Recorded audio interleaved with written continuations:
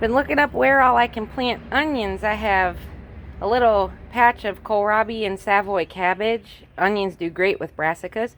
They're also a good companion plant with sunflowers, as well as tomatoes, peppers, and other warm weather crops. You just want to avoid planting onions or anything in the allium family too close to your beans. That's pole beans and bush beans, plus your peas and your asparagus. They tend to stunt the growth of those types of plants if they're planted too far. These onions are ruby red onions and Walla Walla onions that I sowed from seed on April 12th.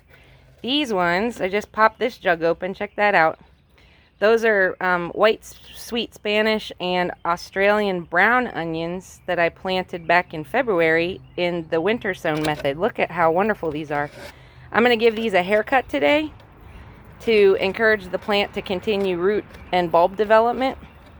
And I'm going to start planting these out among my brassicas, and when I get my sunflowers in the ground later this week, after our nighttime temperatures warm up a little bit more, I'll be planting a lot of these onions among the sunflowers. Anyway, there's a quick tip about onions.